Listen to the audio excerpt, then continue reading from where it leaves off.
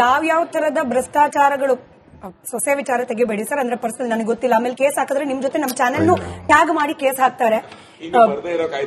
ಬರ್ದಿರೋ ಕಾಯ್ದೆನೂ ಉಪಯೋಗಿಸಿ ಹಾಕ್ಬೋದೇನೋ ನನಗೆ ಗೊತ್ತಿಲ್ಲ. ಬಟ್ ನಿಮ್ಮ ಹತ್ರ ನನಗೆ ಇನ್ನೊಂದಷ್ಟು ಅಂದ್ರೆ ಯಾವ್ಯಾವ ಹಂತದಲ್ಲಿ ಯಾವ್ಯಾವ ಸ್ವರೂಪದಲ್ಲಿ ಭ್ರಷ್ಟಾಚಾರ ನಡೀತಿದೆ ಅಬಕಾರಿ ಇಲಾಖೆಯಲ್ಲಿ ಈ ಪ್ರಶ್ನೆ ಕೂಡ ಕೇಳಬೇಕು.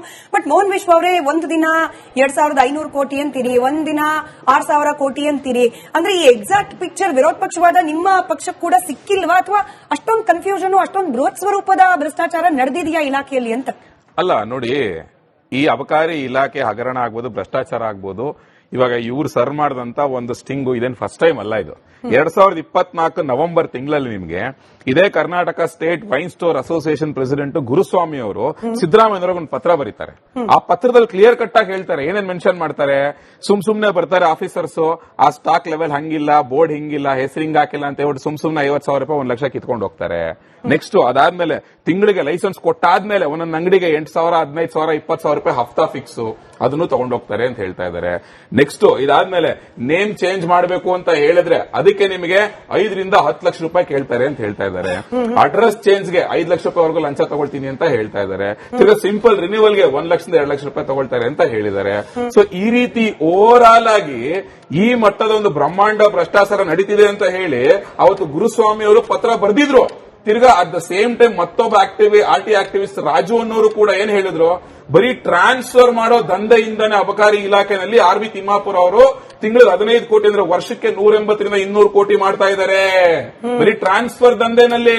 ಇದ್ರ ಜೊತೆಗೆ ಈ ಹಫ್ತಾ ಆಮೇಲೆ ರಿನ್ಯೂವಲ್ ಎಲ್ಲ ಸೇರಿ ಅದು ತಿಂಗಳಿಗೆ ಒಂದು 15 ಕೋಟಿ ಅಂದ್ರೆ ಹತ್ತತ್ರ 600 ಕೋಟಿ ನಿಮ್ಗೆ ಲೈಸೆನ್ಸ್ ಇಶ್ಯೂ ಮಾಡಿದ ಮೇಲೆ ಮಂತ್ಲಿ ಹಫ್ತಾ, ರಿನ್ಯೂವಲ್, ಸುಮ್ನೆ ಟಾರ್ಚರ್ ಕೊಡೋದು, ಜೊತೆಗೆ ಆಮೇಲೆ ಆಫೀಸರ್ ಟ್ರಾನ್ಸ್ಫರ್, ಇಲ್ಲೇ ನಿಮ್ಗೆ ವರ್ಷಕ್ಕೆ ನಿಮ್ಗೆ 600-700 ಕೋಟಿ ಬರ್ತಾ ಇದೆ.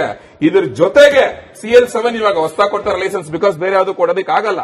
ಸೊ ಆ ಲೈಸೆನ್ಸ್ ಗಳು ಲೆಕ್ಕ ಹಾಕೊಂಡ್ರೆ ಇವಾಗ ಇವ್ರು ಆಡಿಯೋದಲ್ಲೇ ನೋಡಿದ್ರೆ ಅವರು ಲಂಚ 80 ಲಕ್ಷ ಕೇಳ್ತಾರೆ ಫಸ್ಟ್, ಅದಾದ್ಮೇಲೆ 75 ಲಕ್ಷ ಫಿಕ್ಸ್ ಆಗ್ತಾರೆ. ಕರೆಕ್ಟ್ ಅಲ್ವಾ ಸರ್? 75 ಫಿಕ್ಸ್ ಆಗ್ಬಿಟ್ಟು ಆಮೇಲೆ ಕೊಡ್ಬೇಕಾದ್ರೆ ರೆಡ್ ಹ್ಯಾಂಡ್ ಆಗಿ ಸಿಕ್ಕಾಕೊಂಡಿರೋದು. ಸೊ ಈ ಬ್ರಹ್ಮಾಂಡ ಭ್ರಷ್ಟಾಚಾರ ಈ ಇಲಾಖೆ ಮೇಲೆ RB ತಿಮ್ಮಾಪುರ ಮೇಲೆ ಅವತ್ತಿಂದ ನಡೀತಾ ಇದೆ. ಅಧಿಕಾರಿಗಳ ಹೆಸರನ್ನು ದುರುಪಯೋಗ ಮಾಡ್ಕೊಳ್ತಾ ಇದ್ದಾರೆ. ಸಚಿವರು ಇದೇ ಸಬೂಬ್ ಕೊಟ್ಟಿರೋದು. ಎಲ್ಲೂ ಕೂಡ RB ತಿಮ್ಮಾಪುರ ಸೇಮ್ ಪ್ರಶ್ನೆ, ಎಲ್ಲೂ ಕೂಡ ಸಚಿವರ ಹೆಸರಿಲ್ಲ, ಕೇವಲ ಮಂತ್ರಿ ಅಂತ ಬಿಟ್ರೆ ಇವರೊಬ್ಬರೇನ ಮಂತ್ರಿ ಇರೋದು. ಹಾಗಾದ್ರೆ ಈ ರೀಸೆಂಟ್ ರಿಲೀಸ್ ಆಗಿರೋ ಆಡಿಯೋನಲ್ಲಿ ಅವರು ಸ್ಪೆಸಿಫಿಕ್ ಆಗಿ ನಿಮ್ಗೆ ಏನಾದ್ರು ಬೇಕಂತ ಹೇಳಿದ್ರೆ ನೀವು ಮಂತ್ರಿಗಳ ಮಗನ ಹತ್ರನೇ ಮಾತಾಡಬೇಕು. ಯಾವ ಮಂತ್ರಿ? ಆಯ್ತು, ಹಾಗಾದ್ರೆ ಅಬಕಾರಿ ಮಂತ್ರಿ ಇಲ್ಲ ಅಂದ್ರೆ ಮುಖ್ಯಮಂತ್ರಿನಾ? ಮುಖ್ಯಮಂತ್ರಿನೂ ಮಂತ್ರಿನೇ ತಾನೆ? ಹಾಗಾದ್ರೆ ಮುಖ್ಯಮಂತ್ರಿ ಹೆಸರು ಹೇಳಿದ್ರು ಅವರು. ಮುಖ್ಯಮಂತ್ರಿ ಸಿದ್ದರಾಮಯ್ಯ ತಿಂತಾ ಇದಾರೆ ದುಡ್ಡಿಲ್ಲ ಹಾಗಾದ್ರೆ? ಕಮಾನ್, ಈ ಸೆನ್ಸ್ಲೆಸ್ ಆರ್ಗ್ಯುಮೆಂಟ್ ಎಲ್ಲ ಮಾಡಬಾರ್ದು ಅವರು.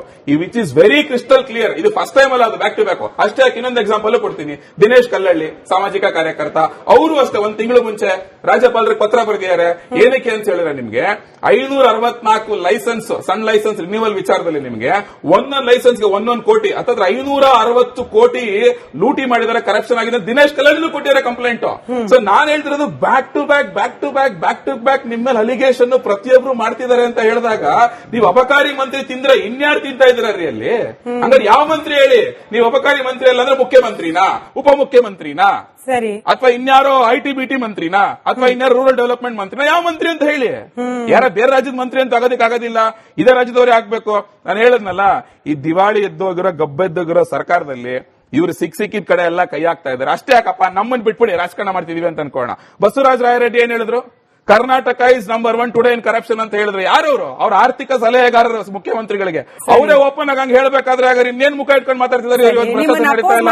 ಕಾಂಗ್ರೆಸ್ ಪಕ್ಷದ ವಕ್ತಾರರಿಲ್ಲ, ಬಟ್ ಸಮೀವುಲ್ಲಾ ಸರ್ ಏನ್ ಮುಖ ಇಟ್ಕೊಂಡು ಕಾಂಗ್ರೆಸ್ ಪಕ್ಷದವ್ರು ಬರ್ತಾರೆ ಬಿಡಿ, ಅದವ್ರು ಡಿಸೈಡ್ ಮಾಡ್ಕೊಳ್ಳಿ ಸರ್. ಸಮೀವುಲ್ಲಾ ಸರ್, ಒಂದು ಬ್ಯಾಲೆನ್ಸ್ ಒಪಿನಿಯನ್ ಬೇಕು ಅನ್ನೋ ಕಾರಣ ಕೇಳ್ತಾ ಇದ್ದೀನಿ. ಭ್ರಷ್ಟಾಚಾರಿಗಳಿಗೆ ಅಬಕಾರಿ ಇಲಾಖೆ ಒಂದರ್ಥದಲ್ಲಿ ಚಿನ್ನದ ಮೊಟ್ಟೆ ಇಡೋ ಕೋಳಿ. ಈ ಚಿನ್ನದ ಮೊಟ್ಟೆ ಇಡೋ ಕೋಳಿ ಆಗಿದ್ದು ಕೇವಲ ಕಾಂಗ್ರೆಸ್ ಸರ್ಕಾರ ಈ ಟರ್ಮ್ ಅಲ್ಲಿ ಬಂದಾಗ ಮಾತ್ರನ? ಹಿಂದೆ ಈ ಕಿಕ್ ಬ್ಯಾಕ್, ಲೈಸೆನ್ಸ್ ಅಲ್ಲಿ ಭ್ರಷ್ಟಾಚಾರ, ರಿನ್ಯೂವಲ್ ಭ್ರಷ್ಟಾಚಾರ ಇಲ್ಲೇ ಇಲ್ವಾ? ಸರಣಿಯಾಗಿ ಸತತವಾಗಿ ನಡ್ಕೊಂಡ್ ಬಂದಿದೆ ಮತ್ತು ಎಲ್ಲಾ ಪಕ್ಷಗಳು ಕೂಡ ಪಾಲ್ದಾರರು ಮತ್ತೆ ಹಂತ ಹಂತವಾಗಿ ಜಾಸ್ತಿನೇ ಆಗ್ತಾ ಬಂದಿದೆ, ಕಡಿಮೆ ಅಂತೂ ಆಗ್ತಾ ಇಲ್ಲ. ಒಂದ್ ಕಾರಣಕ್ಕೆ ಅಬ್ಕಾರಿ ಲಾಬಿ ಅಂತಂದ್ರೆ ಸರ್ಕಾರವನ್ನೇ ಚೇಂಜ್ ಮಾಡೋಷ್ಟು ಪ್ರಬಲವಾದ ಲಾಬಿ ಅಂತಲೇ ಗುರುತಿಸಲ್ಪಡ್ತಿದ್ರು. MLAಗಳನ್ನ ಅಲ್ಲಿ ಅವ್ರನ್ನ ಪೊಲಿಟಿಕಲ್ ಡಿಸಿಷನ್ ಅನ್ನ ತೆಗೆದುಕೊಳ್ಳೋದ್ರಲ್ಲಿ ಈ ಅಬ್ಕಾರಿ ಲಾಬಿ ದೊಡ್ಡ ಪ್ರಮಾಣದಲ್ಲಿ ಅವ್ರ ಮೇಲೆ ಪ್ರಭಾವವನ್ನು ಕೂಡ ಬಿಕ್ಕಟ್ಟಿನ ಸಂದರ್ಭದಲ್ಲಿ ಬೀರ್ತಾ ಇತ್ತು. ಇಲ್ಲಿ ಪ್ರದೀಪ್ ಬಂದಿದ್ದಾರೆ. ಮೋಸ್ಟ್ ರಿಲೆವೆಂಟ್ ಪರ್ಸನ್ ಪ್ರದೀಪ್ ಅಂತ ನನಗೆ ಅನ್ಸುತ್ತೆ ಈ ಡಿಸ್ಕಷನ್ಗೆ. ಮೋಸ್ಟ್ ರಿಲೆವೆಂಟ್ ಪರ್ಸನ್ ಅವರು ಪ್ರದೀಪ್. ಈಗ ಮಂತ್ರಿ ಯಾರು ಅಂತ ಅವರು ಕೇಳ್ತಿದ್ದಾರೆ. ಲಕ್ಷ್ಮೀನಾರಾಯಣ ಲೋಕಾಯುಕ್ತಕ್ಕೆ ಕಂಪ್ಲೇಂಟ್ ಕೊಟ್ಟಿದ್ದಾರೆ, ಇವರಿಗೂ ನೋಟಿಸ್ ಕೊಟ್ಟಿದ್ದಾರೆ, ಇವರು ರಿಪ್ಲೈ ಮಾಡಿ ಬಂದಿದ್ದಾರೆ. ಇನ್ ಕಂಪ್ಲೇಂಟ್ ಬಾಕಿ ಇರೋದು ಯಾರಿಗೆ? ಮಿನಿಸ್ಟ್ರಿಗೆ. ಹೀಗಾಗಿ ಲೋಕಾಯುಕ್ತ ಆ ಸಂಬಂಧಪಟ್ಟ ಮಂತ್ರಿಗೆ ನೋಟಿಸ್ ಕೊಡುತ್ತಾ? ನೋಟಿಸ್ ಕೊಟ್ಟಾಗ್ಲಾದ್ರೂ ಆ ಮಂತ್ರಿ ಯಾರು ಅಂತ ಗೊತ್ತಾಗುತ್ತಾನೆ. ಕರೆಕ್ಟ್. ಆ ಮಂತ್ರಿ ಹೆಸರು ಲೋಕಾಯುಕ್ತರ ಆ ಮಂತ್ರಿ ಮೇಲೆ ಕೊಟ್ಟಿರುವ ದೂರು ಲೋಕಾಯುಕ್ತದ ಮುಂದೆ ಪೆಂಡಿಂಗ್ ಅಲ್ಲಿದೆ. ಲೋಕಾಯುಕ್ತ ಇನ್ವೆಸ್ಟಿಗೇಷನ್ ಮಾಡ್ತಿದೆ ಅನ್ನೋದಕ್ಕೆ ಇವರಿಂದ ಸ್ಟೇಟ್ಮೆಂಟ್ ಪಡ್ಕೊಂಡಿರೋದೇ ಸಾಕ್ಷಿ. ಇನ್ನು ಆಫೀಸರ್ಸು ಮತ್ತೆ ಮಾತಾಡಿರೋ ಜಾಯಿಂಟ್ ಕಮಿಷನ್ ನಾಗರಾಜಯ್ಯ ಅವರಿಗೆ ಕರೆಸಿ ಮಾತಾಡೋದು ಅಥವಾ ನೋಟಿಸ್ ಕೊಡೋದು ಏನೋ ಒಂದು ಬಾಕಿ ಇದೆ.